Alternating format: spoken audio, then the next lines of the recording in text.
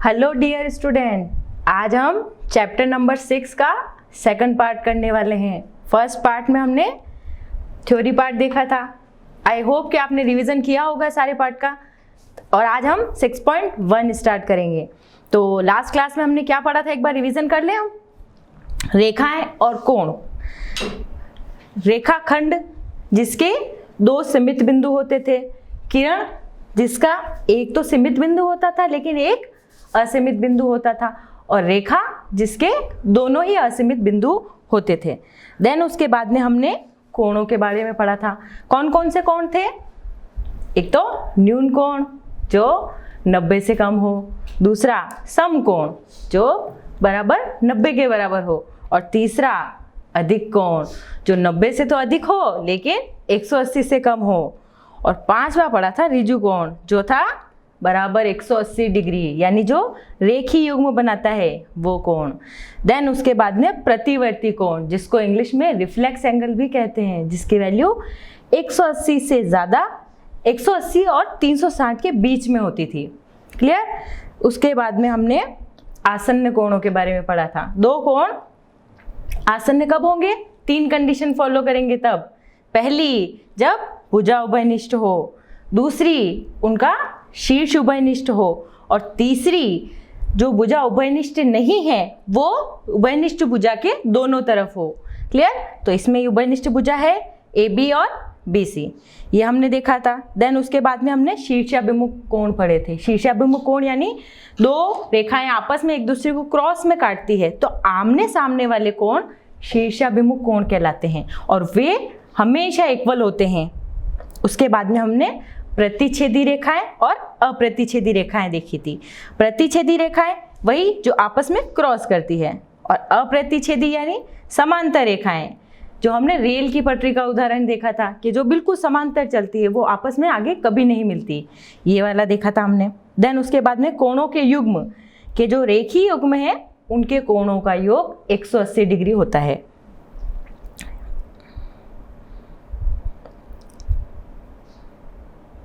फिर हमने एग्जाम्पल्स देखे थे। तो आज हम प्रश्नावली 6.1 के क्वेश्चन करने वाले हैं। क्लियर? करें। फर्स्ट क्वेश्चन, आकृति 6.13 में रेखाएं AB और CD, देखो AB कहाँ है और CD कहाँ है, बिंदु O पर प्रतिच्छेदित करती है। यहाँ पर यदि AOC, देखो वेयर इज AOC, AOC ये कोण, और BOE इन दोनों का योग है 70 डिग्री, और BOD 40 डिग्री है। अब देखो BOD का है ये वाला, ये 40 डिग्री है, तो हमको निकालना क्या है? एक तो BOE, अब देखो BOE का है, BOE ये सिर्फ ये एंगल निकालना है। देन प्रतिवर्ती COE, सिर्फ COE नहीं पूछा है, प्रतिवर्ती यानी उसका रिफ्लेक्स एंगल, तो COE ये वाला एंगल है, यानी इसका ही पीछे वाला पूरा एंगल, प्रतिवर्ती एंगल निकालनी है। दो चीजें हमको निकालनी है। करें स्टार्ट? यस। तो देखो सबसे पहले इसने दे रखा है कि AOC और BOE का सम है 70 डिग्री, यानी इन दोनों एंगल का सम हो गया मेरा 70 डिग्री। देन BOD इसका मेरा है 40 डिग्री। अब देखो इसमें अगर इस लाइन को मैं ध्यान से देखूं तो ये AOB एक स्ट्रेट लाइन है कि नहीं है? है ना स्ट्रेट लाइन। तो जब एक एंगल 40 डिग्री है, एक एंगल 40 डिग्री है, तो रिमेनिंग एंगल कितना होगा? एक स्ट्रेट लाइन पर बने एंगल का सम योग कितना होता है? 180 डिग्री। उसमें से एक एंगल 40 डिग्री दे रखा है, तो रिमेनिंग एंगल कितना होगा? 180 माइनस 40 यानी 140 डिग्री। समझ में आ गया? अब देखो ये हमारे पास आ गया, ये भी आ गया 40, और इन दोनों का योग 70 डिग्री। अब हमको सिर्फ ये निकालना है, तो हम निकाल सकते हैं, क्योंकि अगर एक बिंदु से अगर पूरा सर्कल करें तो उसके सारे कोणों का योग कितना होगा? 360 डिग्री। तो अब हमको सिर्फ एक एंगल निकालना बचा है, तो हम निकाल सकते हैं। सबको जोड़ दें और 360 में से माइनस कर दें। क्लियर? चलो देखो ये तो मेरी कोई AOB रेखा थी, तो AOC और BOE का मान है 70 डिग्री और BOD 40 डिग्री। देखो क्वेश्चन स्टार्ट करने का तरीका ये है कि सबसे पहले अपन को गिवन क्या है, सिस्टमेटिक तरीके से लिखना चाहिए कि हमको गिवन क्या है और हमको निकालना क्या है, क्वेश्चन तभी पूरा तरीके से सही माना जाएगा। तो हमने सबसे पहले लिख दिया कि गिवन क्या क्या है कि ए बी और सी डी आपस में इंटरसेक्ट कर रही है, कहाँ पे, बिंदु ओ पे। और ये फर्स्ट चीज ये दी हुई है कि A O C plus B O ई दोनों का योग है 70 डिग्री और बी ओ डी 40 डिग्री दे रखा है। और हमको निकालना ये है बी ओ ई एंगल और रिफ्लेक्स यानी प्रतिवर्ती एंगल सी ओ ई। अब हम जानते हैं कि A O B is a straight line, यानी ए ओ बी एक सीधी रेखा है। ये देखो ए ओ बी सीधी रेखा है, इस पर बनने कोणों का योग 180 डिग्री होता है और ये 40 डिग्री है, तो रिमेनिंग कितना होगा 180 माइनस 40, ये 40 और ये 140, तो हमने निकाल लिया A O D equal to 180 minus 40 140। अब ये 40 आ गया, ये 40, ये 140 आ गया, ये 40 डिग्री आ गया और ये 70 है इन दोनों का योग, तो ये मैं निकाल सकती हूँ क्योंकि टोटल सम कितना होता है 360 डिग्री। तो सबकी वैल्यू रखते जाओ 140, 40, 70 और इसको एक बार मैं x मान लेती हूँ क्योंकि जब तक मुझे कोई चीज़ पता ना हो ना तो उसको मैं x मान सकती हूँ, तो मैंने इसको x मान लिया।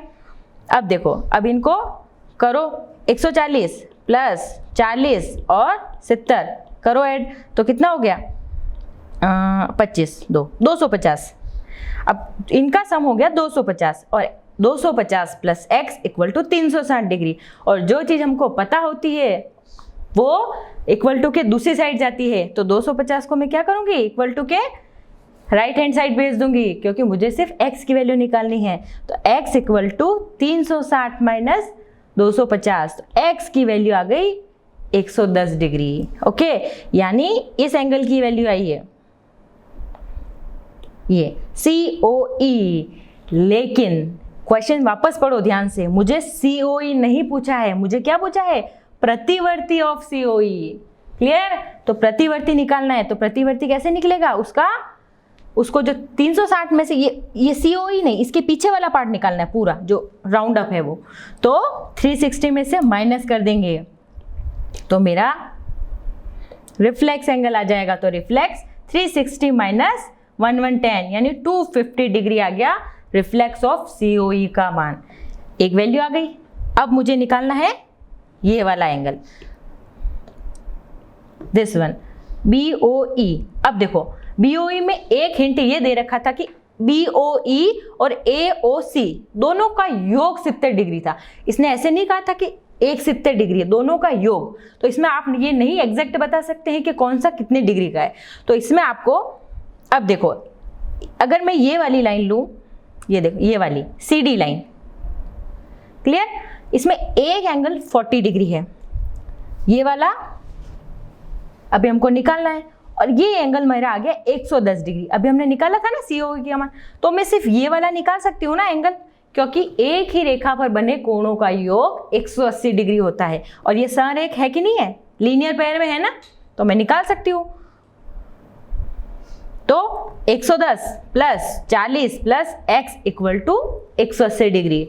तो 110 और 40 को ऐड किया कितने आए 150 और प्लस x इक्वल टू 180। तो सिर्फ x की वैल्यू निकालनी है तो 150 लाइन के इस साइड जाएगा, तो x की वैल्यू आ गई 30 डिग्री। आ गए दोनों एंगल जो हमको निकालने थे, एक तो BOE और प्रतिवर्ती ऑफ COE, आ गए दोनों एंगल। करें नेक्स्ट क्वेश्चन। समझ में आया ना बच्चों? अब आप खुद से ट्राई कीजिएगा ये क्वेश्चन, एक बार वीडियो पॉज करो और खुद से ट्राई करो, तो आपको अच्छे से बिल्कुल क्लियर होगा माइंड में कि ये क्वेश्चन हमने कैसे किया। करें आगे सेकंड क्वेश्चन। यस, देखो आकृति 6.14 ये वाला, इसमें रेखाएं XY और MN, ये कोई देख रेखाएं हैं बिंदु O पर प्रतिच्छेदित कर रही है, मतलब क्रॉस में काट रही है O पर। और इसमें क्या दे रखा है कि POY, where is POY, POY ये वाला 90 डिग्री, ये देखो, हाँ ये है। और A और B का अनुपात है 2:3, 2:3 अनुपात में है A और B। तो हमको A, B और C की वैल्यू फाइंड करनी है। तो देखो अब इस डायग्राम को हम ध्यान से देखें तो ये एंगल हो गया मेरा 90 डिग्री और ये एक स्ट्रेट लाइन है XY। तो ये रिमेनिंग एंगल कितने होंगे, अगर एक 90 डिग्री का है तो दूसरे एंगल कितने होंगे, वो भी 90 डिग्री के होंगे, होंगे कि नहीं होंगे। अब वो 90 डिग्री किस रेशो में है? 2:3 में है। तो अब हम रेशो कैसे करते हैं? अब मैं कोई एक अननोन क्वांटिटी लूंगी, यानी मैं कोई एक्स टर्म ले लूं, यानी उनका रेशो कैसे हो गया, मतलब मुझे 90 को बांटना है 2:3 के रेशो में, इसका मतलब ये है। तो मैं ऐसे लिख सकती हूँ, अगर मैं x ले लूँ तो 2x + 3x = 90, ऐसे लिख सकती हूँ ना। क्योंकि देखो रेशो में आप कैसे बांटोगे, 2:3 आप डायरेक्ट तो नहीं कर सकते, कुछ ऐसी क्वांटिटी भी साथ में मल्टीप्लाई होगी, क्योंकि 90 को बांटना है, मतलब 90 को 2 भागों में ऐसा बांटना है कि वो 2:3 में आ जाए ऐसे। तो इसलिए मैंने 2x + 3x लिया एक बार, तो 5x, a की वैल्यू है a और b 2:3 में, तो 2x + 3x = 90 डिग्री। तो 5x, 2x और 3x दोनों आपस में जुड़ेंगे। देखो इनको प्लस करना भी आपको आना चाहिए, इंटू मत कर देना इनको कि 2x × 3x इंटू कर दिए, नो, 2x + 3x है तो 2 + 3 आपस में जुड़ेंगे तो 5x, तो 5x = 90। तो x की वैल्यू कितनी आ गई? 90 / 5, तो x की वैल्यू आ गई 18। बट मुझे तो x की वैल्यू नहीं चाहिए, मुझे किसकी चाहिए? 2x, क्योंकि मैंने 90 को किस रेशो में किया था? 2x के और 3x के। तो देखो, तो x की वैल्यू है 18, तो 2x की कितनी हो गई? 18 × 2 यानी 36, और 3x की कितनी हो गई? 18 × 3 54। तो यानी उनका रेशो कितना हो गया? जो 90 डिग्री एंगल था ना, उसका एक एंगल होगा 36 का और दूसरा होगा 54 का। हो गया ना 2:3 में रेशो में। अब हमको निकालना है c। अब a और b तो पता चल गए, c कैसे निकालोगे? अब देखो इस डायग्राम को अगर हम ध्यान से देखें तो ये mn भी एक स्ट्रेट लाइन दिख रही है ना, दिख रही है ना? यस। अब b हमको पता है तो c हम निकाल सकते हैं ना। देखो एक ही रेखा पर बने कोणों का योग होता है 180 डिग्री, और ये mn एक स्ट्रेट लाइन है। तो b की वैल्यू जब मुझे पता है, b की वैल्यू कितनी आई थी अभी? 54, तो मैं c की वैल्यू निकाल सकती हूँ। कैसे? -180 में से माइनस करेंगे, तो c = 180 - 54, तो c की वैल्यू आ गई 126। तो a की वैल्यू आई 36, b की 54 और c की आ गई 126 डिग्री। आ गए ना? चलिए थर्ड क्वेश्चन पर। चलो,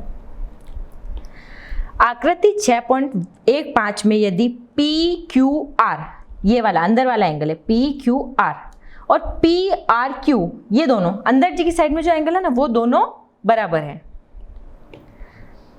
ये देखो ये बराबर का साइन है, ये जो एक सिंगल कोण बता रखा है ना, तो वो अगर यहाँ डबल होता तो अनइक्वल होते, तो ये दोनों कोण बराबर हैं।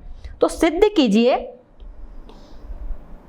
कि PQS कहाँ है? PQS ये बाहर वाले, और PRT इसमें भी बाहर वाला, ये भी आपस में बराबर होंगे। तो देखो ये क्या प्रूव करने वाले क्वेश्चन है।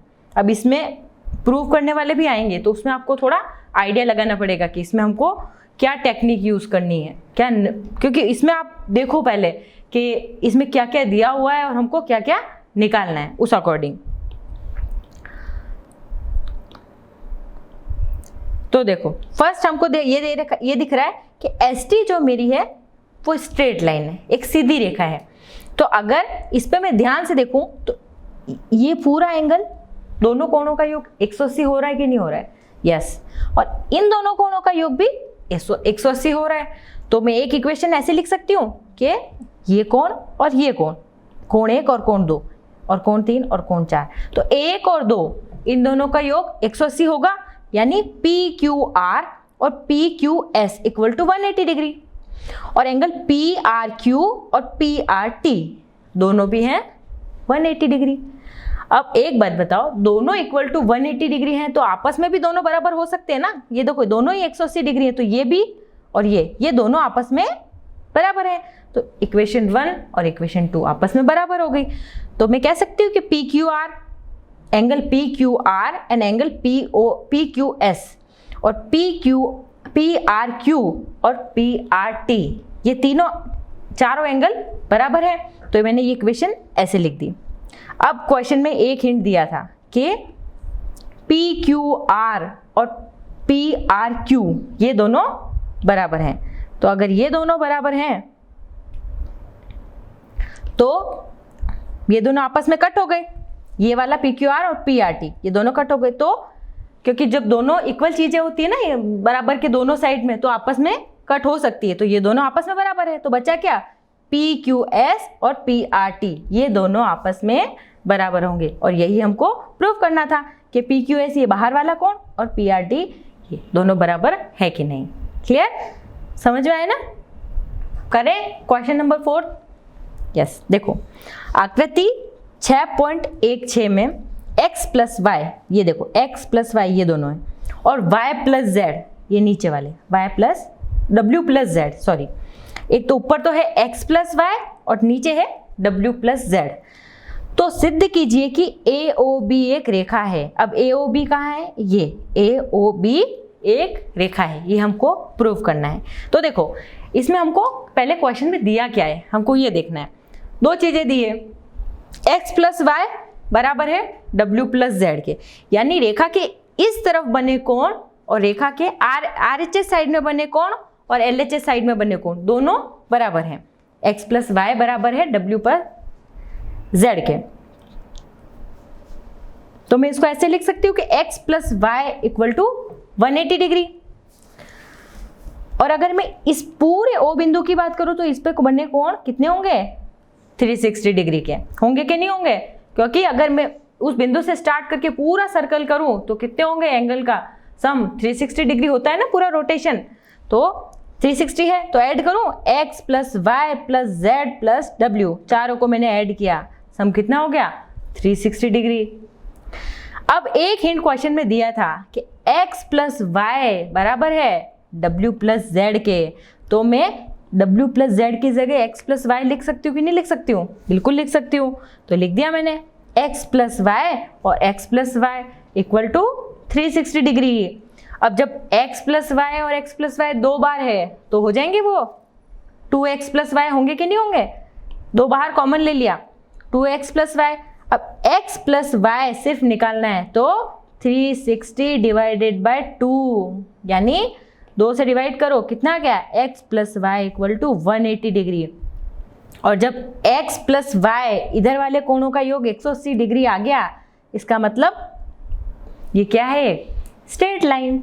हमने अभी लास्ट चैप्टर में, अभी जो प्रीवियस हमने पढ़ा था उसमें हमने देखा था ना कि अगर दोनों कोणों का योग 180 डिग्री आ जाए यानी वो एक स्ट्रेट लाइन है, वो एक रेखीय युग्म है। तो इससे प्रूव हो गया कि x प्लस वाई का योग 180 डिग्री है, तो इसका मतलब ये स्ट्रेट लाइन है। कौन, AOB। Yes, next question. आकृति 6.17 में PQR, देखो PQR कहाँ है, ये देखो ये POQ, ये एक रेखा है, सीधी रेखा। नेक्स्ट किरण OR, ये किरण देखो, किरण और रेखा में डिफरेंस हमने पढ़ा था ना, किरण का एक बिंदु तो सीमित होता है लेकिन एक बिंदु असीमित होता है, और रेखा के दोनों ही बिंदु असीमित होते हैं। तो OP, किरण OP OR के बीच OS अन्य एक किरण है, मतलब दो कोई किरण है उसके बीच में OS अन्य एक किरण है। तो हमको ये सिद्ध करना है कि ROS, वेयर इज ROS, ये रहा। देखो जो जो हमको प्रूफ पे दिया है ना वो आप देखते जाओ कि ये वैल्यू है कहाँ, क्योंकि देखो हमको ROS equal to 1/2 QOS minus POS। अब QOS कहाँ है, ये पूरा, और माइनस POS ये वाला, ये हमको निकालना है। तो देखो प्रूफ में आपको कोई भी इक्वेशन दे रखी होगी, अब आपको एक चीज को लेके चलना है और दूसरी चीज लेके आनी है, ये बात आप ध्यान रखना। तो हम ROS हमको चाहिए, करें स्टार्ट। देखो POQ एक स्ट्रेट लाइन है, दिख रही है ना POQ। अब ये एंगल दे रखा है 90 डिग्री, दे रखा है कि नहीं दे रखा है। तो देखो POS ये वाला एंगल, ROS ये वाला एंगल, और प्लस ROQ ये 90 डिग्री, इन तीनों का सम कितना होगा 180 डिग्री, क्योंकि ये स्ट्रेट लाइन है। तो POS plus ROS plus ROQ equal to 180 degree. अब देखो जो OR है वो PQ पर लंब है यानी ROQ की वैल्यू आ गई 90 डिग्री। क्लियर है ना, ये 90 डिग्री। अब एक एंगल की वैल्यू मुझे पता है 90 डिग्री, तो मैं ये पुट कर सकती हूँ कि इस वाली इक्वेशन में ये इसमें 90 डिग्री मेरे को पता है तो मैंने रख दी। तो POS plus ROS plus ROQ की जगह रख दिया 90 डिग्री इक्वल टू 180 डिग्री। तो 90 जब इक्वल टू के इस साइड गया तो 180 माइनस 90 कितना होता है 90। तो मैं लिख सकती हूँ POS plus ROS equal to 90 degree. तो अब देखो ये मैं ऐसा इसलिए कर रही हूँ क्योंकि मुझे क्वेश्चन में सिर्फ ROS की वैल्यू निकालनी है। ध्यान रखना, आप सोचोगे मैंने सिर्फ ROS ही क्यों लिया इधर, कि ROS equal to 90 minus POS, ऐसा क्यों किया? इसीलिए क्योंकि मुझे ROS की वैल्यू निकालनी है। देखो बच्चों, इसमें आपको ये चीज़ ध्यान रखनी पड़ेगी कि आपको निकालना क्या है और क्या इक्वेशन लेके चलनी है, तभी आप अच्छे से समझ में कर पाओगे। क्योंकि देखो इसमें अपन को ROS पूछा है तो अपन को इक्वेशन ऐसी कुछ बनानी पड़ेगी जो ROS से रिलेटेड हो। ऐसा नहीं कि आप दूसरी इक्वेशन लेके चल रहे हो जिसमें दूसरी टर्म आ रही है, नहीं, क्योंकि अपन को क्वेश्चन में ROS पूछा है तो हम ROS के अकॉर्डिंग ही चलेंगे। ऐसी इक्वेशन लेंगे जिसमें ROS की टर्म आ रही हो। तो ये वाली ROS, तो ROS की वैल्यू क्या हो गई 90 माइनस POS, ये मेरी इक्वेशन हो गई 1। सेकंड इक्वेशन, अब देखो ROS plus 90 equal to QOS। अगर मैं इस लाइन को देखूं ध्यान से, देखो QOS पूरा, तो ये किसका सम है? एक तो इस 90 डिग्री का और एक ROS का सम है कि नहीं है? तो मैंने ये लिख दिया कि ROS प्लस 90 डिग्री होगा QOS। तो सिर्फ मुझे ROS की वैल्यू निकालनी है, यानी 90 इक्वल टू के इस साइड चला गया। तो QOS equal to ROS equal to QOS minus 90, ये मेरी इक्वेशन हो गई 2। अब यहाँ भी ROS है और यहाँ भी ROS है। क्लियर? अब देखो क्वेश्चन में देखो क्या चाहिए था मुझे ROS, तो अब दोनों ROS है, तो एक काम करूँ मैं दोनों को ऐड कर दूँ। तो अगर मैंने, और जब भी ऐड को होते हैं तो उनका नियम होता है LHS एक साथ जुड़ता है और RHS एक साथ जुड़ता है। ये बात बच्चों हमेशा ध्यान रखना। तो इधर मैंने जोड़ा ROS प्लस ROS कितना होता है, देखो angle ROS plus angle ROS, दोनों ROS जुड़े तो 2 ROS, तो मैंने लिख दिया 2 ROS। और RHS पार्ट जुड़ेगा, तो RHS पार्ट में फर्स्ट पार्ट क्या था 90 माइनस POS, सेकंड क्या था QOS माइनस 90, QOS माइनस, मतलब जैसा लिखा है वैसा का वैसा लिख दो आप। फिर नेक्स्ट स्टेप में, क्योंकि आप डायरेक्ट करोगे तो आपके गलत होने की संभावना रहेगी, तो जैसा पार्ट लिखा है एक बार तो आप वैसा का वैसा लिख दो। तो मैंने वैसा का वैसा लिख दिया। अब देखो 2 ROS 2 ROS हो गए, 1 ROS और इधर भी 1 ROS था। अब देखो ये फर्स्ट पार्ट था और ये वाला सेकंड पार्ट था।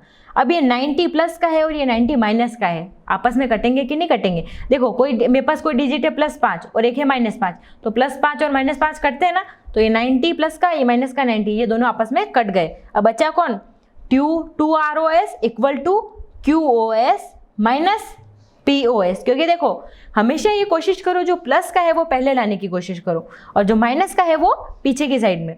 तो देखो इसके आगे प्लस है कि नहीं है QOS के, तो ये मैं आगे लिख सकती हूँ, और POS के आगे माइनस है तो ये मैंने पीछे लिख दिया। तो अब ये मेरी इक्वेशन हो गई थी।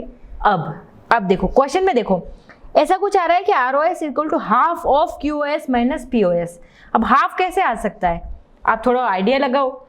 तो इधर मेरे आगे 2 है, तो अगर मैं इक्वल टू को नीचे भेज दूँ, मतलब 2 को नीचे भेज दूँ इक्वल टू के दूसरी साइड में, तो जब जो इनटू में होता है तो उधर जाके डिवाइड में हो जाता है। तो 2 अगर इधर गया तो 1/2 हो गया, equal to angle QOS minus angle POS, और यही हमको प्रूव करना था। ये वाली इक्वेशन आ गया ना कि ROS equal to half of angle QOS minus angle POS। आ गया ना आंसर? ये देखो प्रूव करने वाले क्वेश्चन में आपको थोड़ी सी ट्रिक आपको अपनी भी यूज करनी पड़ेगी कि हमको पूछा क्या है और हमको लाना क्या है, उसी अकॉर्डिंग हमको क्वेश्चन स्टेप बाय स्टेप चलेगा। ऐसे नहीं कि आप कोई थर्ड वन चीज ही ले रहे हो जो इससे रिलेटेड नहीं है। मतलब जैसे ये वाला क्वेश्चन पूछा था तो ROS है ये, और QoS और POS, मतलब ये तीन चीजें अपनी आनी चाहिए क्वेश्चन में, मतलब जो अपन सॉल्व कर रहे हैं उसमें। तो ये इन तीनों से रिलेटेड ही आप सॉल्व करोगे तभी आपका आंसर आएगा। 6 क्वेश्चन दिया है x y z, जैसे कोई एंगल है x y और z, ये कोई x y z, ये 64 डिग्री है और x और y बिंदु को P तक बढ़ाया गया है। इसको बाई चांस मैंने आगे और P तक बढ़ाया, दी हुई सूचना से आकृति, इसको मैं या तो ऐसे बढ़ा सकती हूँ y को आगे P तक, और y q z y p को समद्विभाजित करता है, और एक y q कोई बिंदु है ये q, तो वो z p को समद्विभाजित कर रहा है, मतलब बराबर भाग में बांट रहा है। तो x y q और प्रतिवर्ती q y p दोनों का मान ज्ञात करना है। करें?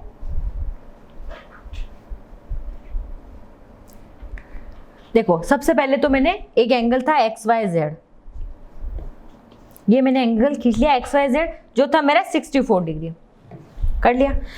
अब बिंदु Y को मुझे P तक बढ़ाना है पीछे की साइड में, तो Y को मैंने पीछे की साइड में बढ़ाया, ये कोई बिंदु था मेरा P।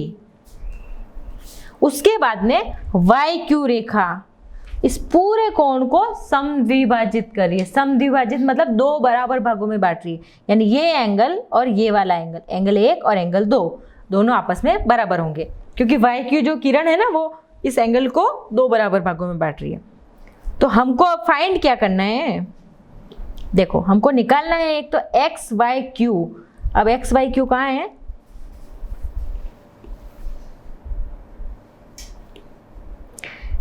X, Y और Q ये पूरा, और दूसरी चीज हमको क्या निकालनी है, प्रतिवर्तियों QYP।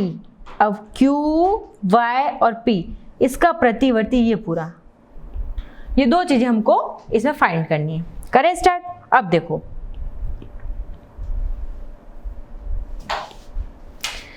सबसे पहले हमको क्वेश्चन स्टार्ट कैसे करना है, कि सबसे पहले हमको गिवन क्या है। सबसे पहले तो आप उसका डायग्राम बना लो कि डायग्राम कैसे बन रहा है, उसके बाद में उसमें क्वेश्चन में गिवन क्या क्या चीजें हैं वो आप सबसे पहले लिख लो कि मुझे एक्स वाई जेड दे रखा है 64 डिग्री, तो ये मैंने लिख लिया।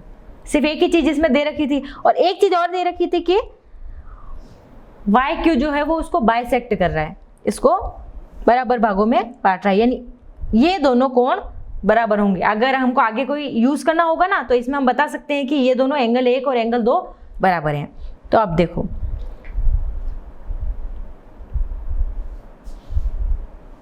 अगर ये लाइन में देखो ध्यान से तो ये एक स्ट्रेट लाइन है कि नहीं है, और एक रेखीय युग्म बनाने वाले कोणों का योग 180 डिग्री होता है।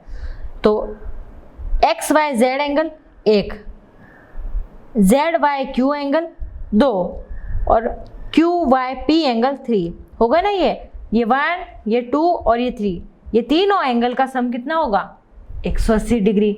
ये आ गया मेरा 180 डिग्री। अब इसमें से मुझे क्या क्या पता है, मुझे सिर्फ ये पता है कि एक्स वाई जेड की वैल्यू है 64 डिग्री, रख दी मैंने 64, और जो बाकी रिमेनिंग ऐसे कैसे लिख दी है इक्वल टू 180 डिग्री। अब एक चीज और इसमें क्या दे रखी है हिंट, देखो कि जो वाई क्यू था वो बाइसेक्ट कर रहा था दोनों कोणों को, यानी दोनों कोणों की वैल्यू बराबर है। इसका मतलब जेड वाई क्यू और क्यू वाई पी दोनों एंगल आपस में बराबर हैं। बराबर है कि नहीं है? तो इसको मैं कोई भी एक एंगल लिख सकती हूँ ना, कि जैसे जेड वाई क्यू बराबर है क्यू वाई पी के, तो इसको मैं ऐसे लिख सकती हूँ कि जेड वाई पी की जगह 64 plus angle z y q किसके बराबर है क्यू वाई पी के, और क्यू वाई पी तो खुद क्यू वाई पी है, तो q y p equal to 180 degree. तो ये दोनों कितने हो गए 2 क्यू वाई पी हो गए ना। तो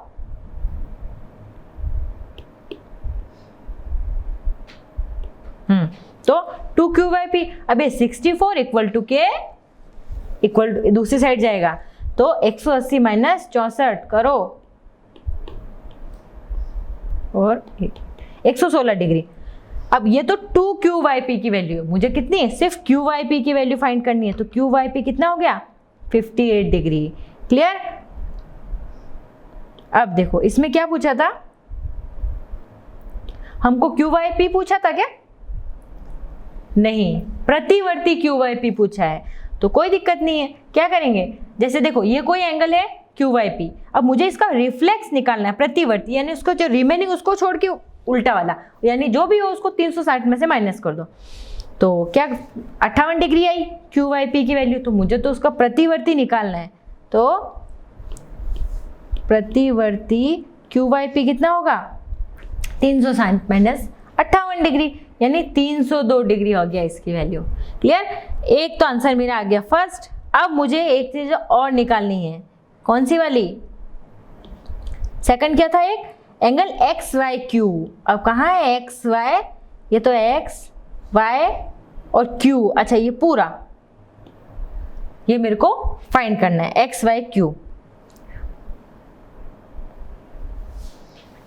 अब एक्स वाई क्यू को मैं क्या लिख सकती हूँ, देखो ये पूरा एंगल है एक्स वाई क्यू, तो वो किसका, एक तो 64 का और एक सेकंड वाला जो एंगल का उसका सम था, यानी वो एक्स वाई जेड और जेड वाई क्यू का सम है कि नहीं है? है। तो एक्स वाई जेड की वैल्यू तो मुझे गिवन है, तो मैंने रख दी 64 डिग्री। और जेड वाई क्यू, तो जेड वाई क्यू किसके बराबर था, क्यू वाई पी के बराबर था कि नहीं था? ये देखो यहाँ पे, क्योंकि वो लाइन उसको बाइसेक्ट कर रही है, तो और इसकी जेड वाई क्यू की वैल्यू अभी कितनी आई थी, 58 डिग्री, तो मैंने पुट कर दी। तो एक्स वाई क्यू की वैल्यू आ गई 64 प्लस 58 डिग्री, ऐड करो 64 और 58 को, 122 डिग्री। क्लियर? तो आगे दोनों एंगल की वैल्यू एक्स वाई क्यू और प्रतिवर्ती ऑफ एक्स वाई पी की वैल्यू। तो यहाँ पे हमारी प्रश्नावली 6.1 फिनिश हुई। तो आपको सारे क्वेश्चन अच्छे से समझ में आ गए होंगे, तो वीडियो को पॉज करो और सारे क्वेश्चन खुद से करो, तभी ये क्वेश्चन समझ में आते हैं। जब तक आप प्रैक्टिस नहीं करोगे ये क्वेश्चन आपको समझ में नहीं आने वाले हैं।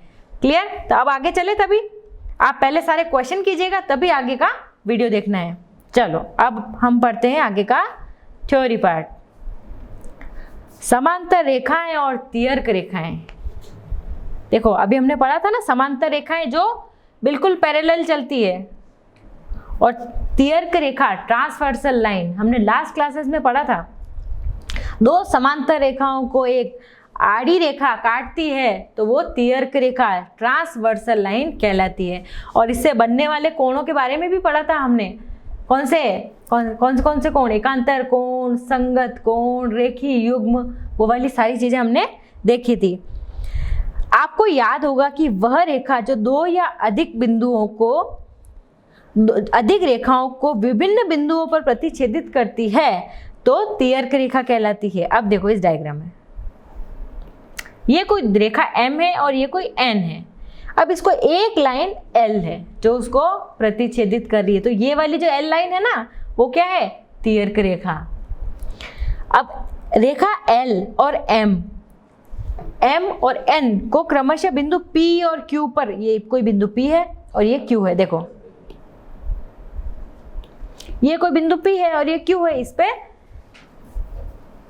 कट कर रही है ना, उस बिंदु पर प्रतिच्छेदित कर रही है। तो रेखा L रेखाओं M और N को तियर्क रेखा है और P और Q पर इसको प्रतिच्छेदित कर रही है। तो आइए इन कोणों की आकृति 6.8 में दर्शाए अनुसार 1, 2, 3, 4 ऐसे करके 8 तक हमको नामांकन करना है। तो देखो ये कोई दो लाइन थी M और N, इसको एक लाइन L काट रही है। तो कोण कौन कौन से बन रहे हैं, एक कोण, 2, 3 और 4, ये मैंने नाम दिए कोणों के, 5 और 6, 7 और 8, ये कोई मैंने 8 तक नामांकन कर दिया कोणों का। अब देखो कोण 1, 2, 7, 8 बाह्य कोण, एक्सटीरियर एंगल है। अब देखो 1, 2, 7 और 8 ये एक्सटीरियर एंगल यानी बाहर की तरफ बने कोण क्या कहलाते हैं, बाह्य कोण। देखो बाहर की तरफ दिख रहे हैं ना, ये एक लाइन है और ये एक लाइन है, इसके बाहर की तरफ बने कोण ये, तो ये हो गए बाह्य कोण। अब इसमें अंतः कोण कौन से होंगे, जो लाइन के अंदर की साइड में बने होंगे, यानी 3 और 4 और 5 और 6। तो 3, 4, 5, 6 क्या है, अंतः कोण, जिसको हम बोलते हैं इंटीरियर एंगल। हमने ये लास्ट क्लासेस में पढ़ रखा है, ये तो हमारा बस रिवीजन हो रहा है। याद कीजिए कि पिछली कक्षाओं में आपने कुछ कोणों के युग्म का नामांकन किया था। जो एक तियर्क रेखा द्वारा दो रेखाओं को प्रतिच्छेदित करने से बनते हैं। कौन कौन से कोण थे? संगत कोण, एकांतर कोण, एकांतर अंतः कोण और एकांतर बाह्य कोण। एकांतर में भी दो टाइप है, एक तो अंदर की साइड में और एक बाहर की साइड में। और तियर्क रेखा के एक ही कोण के अंतः कोण, एक ही साइड बने कोणों के अंतः कोण, जिन दोनों का मान कितना होता था? 180 डिग्री। ये हम आगे पढ़ेंगे। चलिए, तो सबसे पहले है संगत कोण, जिसको इंग्लिश में बोलते हैं कॉरस्पॉन्डिंग एंगल। देखो इंग्लिश टर्म भी आपको याद रखनी चाहिए, आगे फायदा होता है, ठीक है। तो संगत कोण यानी कॉरस्पॉन्डिंग एंगल। तो 1 और 5, अब देखो 1 का है, 1 और 5 संगत कोण मतलब जो रेखा के एक ही तरफ बने कोण। अगर ऊपर की साइड में है तो ऊपर और लेफ्ट साइड में है तो लेफ्ट साइड में। अब एक की पोजीशन देखो, ये रेखा है, इसके ऊपर की साइड में लेफ्ट साइड में, ये रेखा N है ऊपर की साइड में लेफ्ट साइड में। तो 1 और 5 हो गए ना संगत कोण। यस। दूसरा है 2 और 6। अब 2 और 6 की पोजीशन देखो, 2,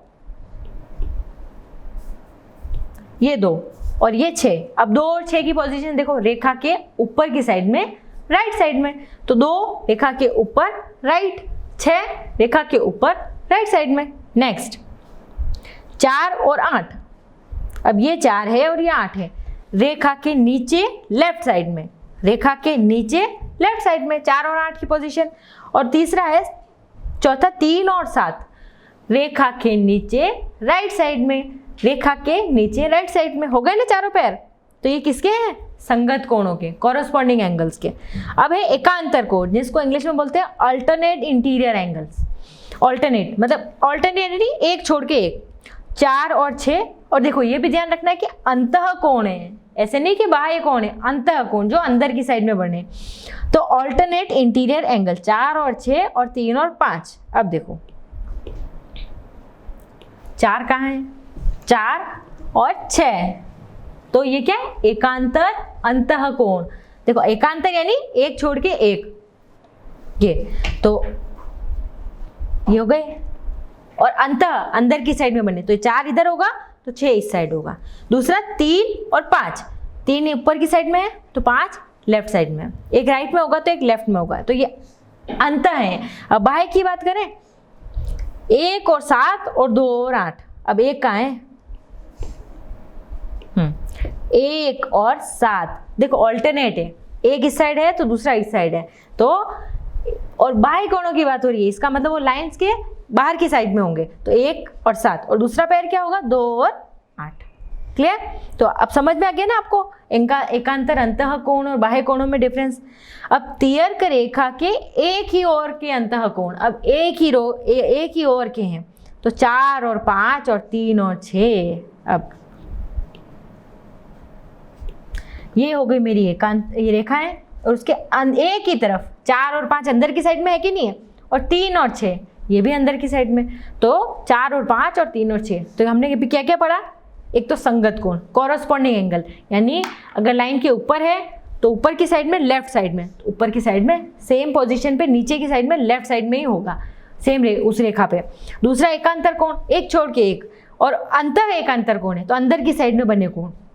फिर हमने पढ़ा एकांतर बाह्य कोण, एकांतर एक ऊपर है तो दूसरा नीचे की साइड में, बाह्य कोण है। और तियर्क रेखा के एक ही कोण के एक ही ओर के अंतः कोण, मतलब उस रेखा के अंदर की साइड में जो दोनों कोण बन रहे हैं ना, जैसे 4 और 5 और इधर है 3 और 6। क्लियर?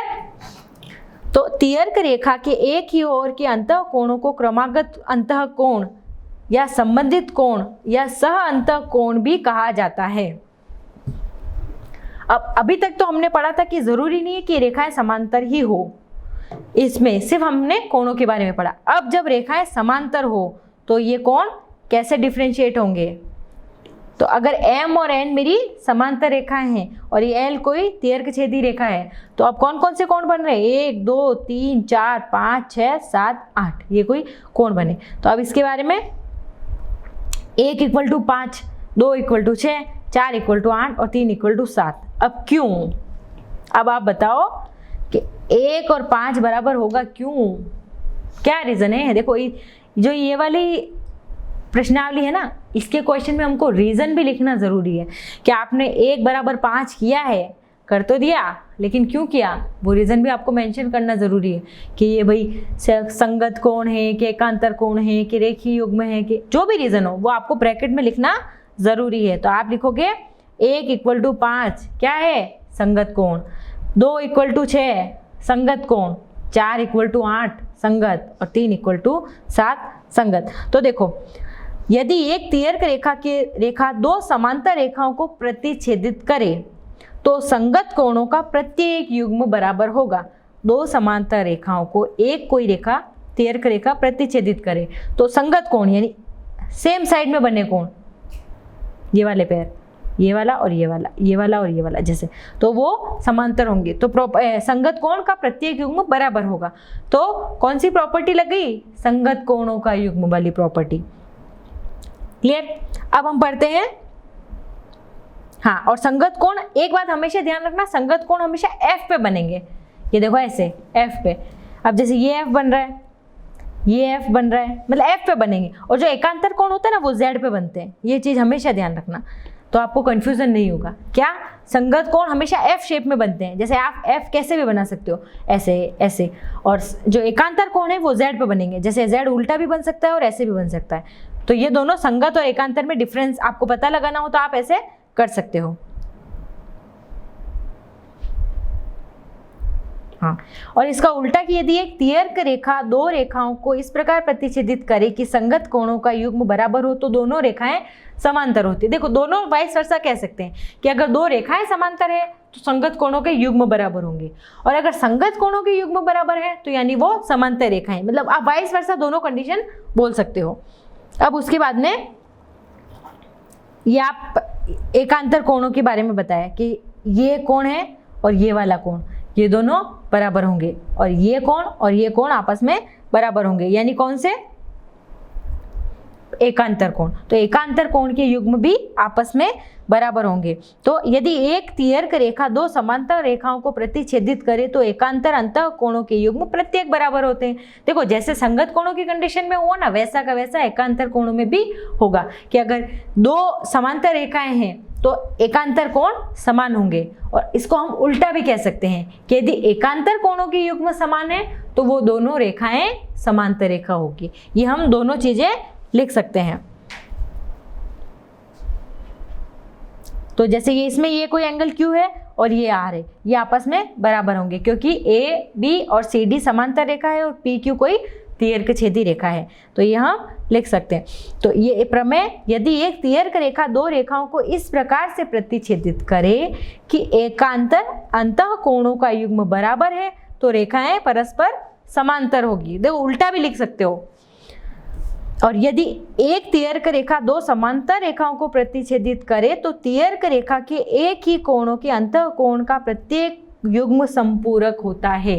देखो 3-4 चीजें आपको याद रखने की है कि अंदर वाले जो कोण थे ना,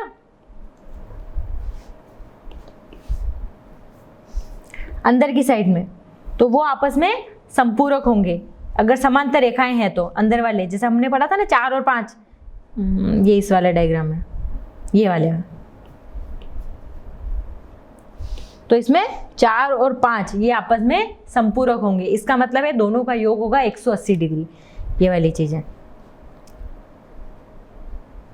अब जैसे एक ही रेखा की समांतर रेखाएं, जैसे ये कोई 1-2 समांतर रेखाएं और उसके समांतर वापस ये भी है, तो आपस में जो भी कोण संगत कोण होंगे ना वो सब बराबर होंगे। ऐसा नहीं कि सिर्फ 2 रेखाएं ही समांतर हो सकती है, कितनी भी रेखाएं आप ऐसे समांतर कर सकते हो। तो वे रेखाएं जो एक ही रेखा के समांतर हो परस्पर समांतर है, मतलब आपस में अगर समांतर होती जाएगी तो भी वो समांतर ही काउंट होगी। ऐसा नहीं कि सिर्फ 2 ही समांतर रेखाएं लोगे आप, नहीं, तो आपस में भी समांतर आप कर सकते हो। ठीक है, तो ये नेक्स्ट पार्ट में हम एक्सरसाइज उदाहरण 4 से स्टार्ट करेंगे एंड देन 6.2 के क्वेश्चन करेंगे। तो देखो इस थ्योरी पार्ट में आपको हमने क्या क्या पढ़ा, समांतर रेखाएं और उनसे बनने वाले कोणों के बारे में पढ़ा। तो ये आपको कोण सारे अच्छे से पता होने चाहिए कि संगत कोण क्या होते हैं, एकांतर कोण क्या होते हैं और एक ही तरफ बने कोणों के युग्म क्या होते हैं, और ये प्रॉपर्टी आपको हर जगह मेंशन भी करनी है। क्लियर, तभी आपके क्वेश्चन बिल्कुल सही होंगे। तो आगे आने वाले जो क्वेश्चन है 6.2 के वो इसी पे बेस होने वाले हैं। तो आपको नेक्स्ट पार्ट में सारे क्वेश्चन और थ्योरी पार्ट पढ़ के आना है, तभी आपको 6.2 अच्छे से समझ में आएगी और आप अच्छे से समझोगे। क्लियर? पढ़ोगे ना? तो नेक्स्ट पार्ट में हम 6.2 स्टार्ट करेंगे। तब तक आप 6.1 पूरी प्रैक्टिस करोगे फेयर कॉपी में और 6.2 के थ्योरी पार्ट आप खुद से करोगे।